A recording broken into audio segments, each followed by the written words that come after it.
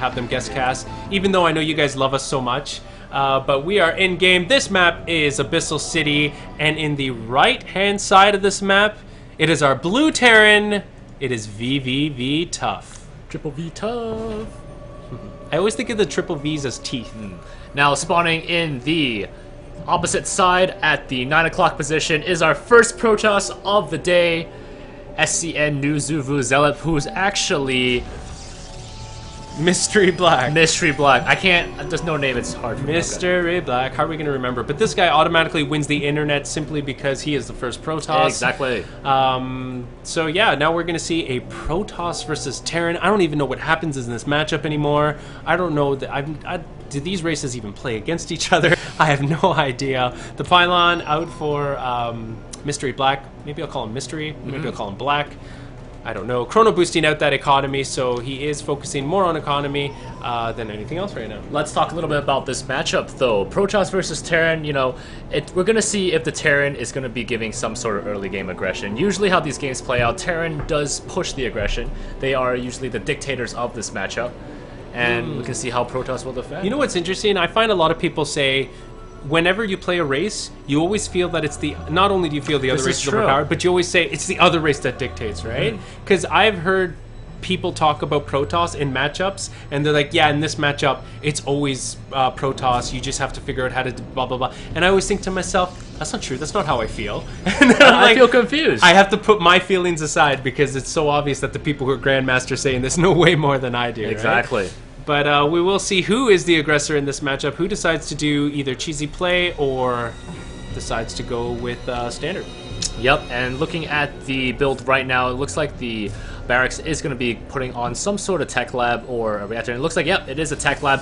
A 1-gate expansion coming out from MysteryBlack here, so pretty standard play for our Protoss player. Definitely can hold this against Terrans. Nexus first, actually. Nexus first, even. Wow. So the gate will come a little bit later, but right now the probe is running ring around the rosy with this SEV. All the while, his bases are being warped in. Forge going down as well for MysteryBlack, so we'll be trying to get some upgrades as soon as possible. But a Reaper coming out for Tuff. So Tuff really liking this Reaper play. And Songers is typing like an unprofessional. Sorry, I was just messaging the chat. Yes, right after this game, we'll be giving out that hotkey that we were talking about from the last game we mentioned, right? The one we where have two hotkeys to give. I know, but we were just tweeting on our we got to Twitter. figure out who tweeted exactly. us. So we're gonna give that one out that right after this. Yeah. So we will definitely tell you guys, even though you probably know. So expansion coming down for Triple V Tuffs here. He has a Reaper and he has concussive shells on the way. So I'm guessing some sort of timing attack is going to happen here. Maybe with the Reaper to scout first and then followed up by a Marauder pressure.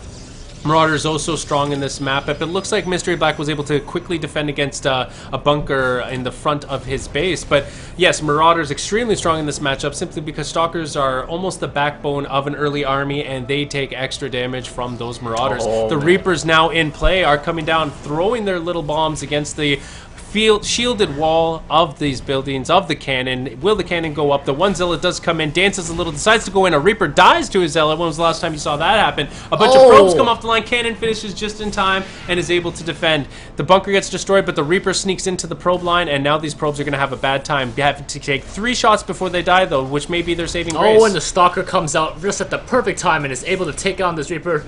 And another one actually coming through, but he's going to be taking out the cannon at the front. Beautiful placement of that cannon to defend that front and prevent any sort of escape by those Reapers. This Reaper into Marauder play might be very strategic. Reapers might force out a bunch of Stalkers. Marauders come clean up those Stalkers. So we do see Armor 1 coming down for our Protoss player, and Warp Gates being teched right away. Meanwhile, Stim and Marauder production in rapid pursuit, and reactors, 2 reactors. So it'll be Marine Marauder, as usual. Exactly, so probably coming around that 10-minute mark. Proxy Pylon already going up for MysteryBlack here. Just making sure if he has a place to warp in, or just watching out for, you know, later drops if that's going to happen. Or it could be for some sort of proxy. Oh, those now Marauder, see that Marauder slow. These Stalker just cannot get away, being taken out by that Zealot over there. Sorry, by the Marauder. Now the Marauder be able to kite with this concussive shell. The Zealot just moves so slow. They just can't get away. This is absolutely the worst position. He just has to commit to as much damage as he possibly can because he's going to lose the Zealot either way. Those concussive shells just do not allow any sort of retreat. The Twilight Council is coming down for our Protoss player, so we'll see if he decides to go for a blink or possibly charge, and how he decides to progress from here. I'm actually thinking it might be a proxy Dark Shrine with the positioning of that pylon in the 12 o'clock position there. He does have space to put something there. It could happen.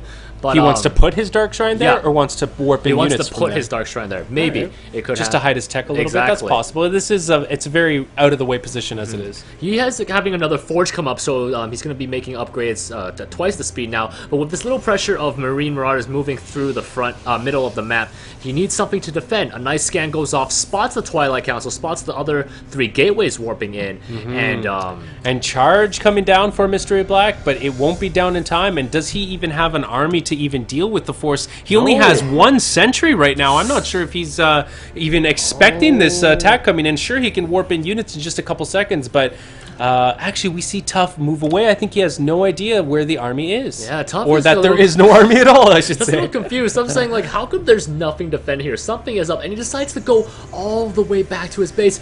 Man, if he just pushed there. Mind games. That was mind games. Mind games. That was a There's no army at the front. I'm about to get attacked. Exactly. Wow. So, MysteryBlack being very mysterious there, working out in his favor, and now with pylons coming up across the... Yeah, that was nice. Yeah, that's right. That's the second time you've impressed me today. This doesn't happen. Unprecedented territory. I've changed. I went through training. Awesome. And it looks like the pylons are going up and a third nexus going down, so after seeing that army back off, he knows he has time now. He knows his mind games have worked. Extremely interesting. Tough. I mean, obviously as casters, we see both players' maps and awareness all the time, but just to not see a Marine, to see a Marine build up a bio ball like that and not utilize it, extremely unique play by vVvTuff. But we'll see how MysteryBlack actually decides to progress from here, because from here he can continue to just build buildings and play SimCity and never actually build any units, but eventually it's going to catch up to him, so risky. We'll see what actually happens in the end. The thing, what's going for, and here comes the army, vVvTuff saying, what the heck did I just do? Went back home but nothing came. Now he's going to be interested to see what is going on, but right now charge is complete, +1 weapons is complete, +2 armor is almost complete, so if this army does engage in the open ground against a bunch of zealots, and 7 gateways. 1 just popped, 7 more are about to pop, a bunch of gateways. The production for MysteryBlack is just ramping up like you wouldn't believe, and he needed this badly because this army is now going to be taking out this pylon, may even mess up the supply. No, actually there is enough of a supply buffer, but now is the time where he needs to warp in units, and he needs to warp in units immediately. This DPS Bioball still does a lot of damage. It's going to be taking on the gateway. No cancel coming down. Now the stim comes down. 2 zealots charging in, but sacrificing their life for Ire. But zealots getting warped in the other side. These charges doing so much damage. Where's the rest of them? There's the rest of the army right now. Nice force field splitting half, but there's no DPS. Sentries are not good at DPS. The sentry squad comes in to try to attack. I will tickle you to death. And now the Marines coming in the back. These sentries will be made into scrap metal very soon. And there goes the last one. And MysteryBlack. That battle was an absolute mystery.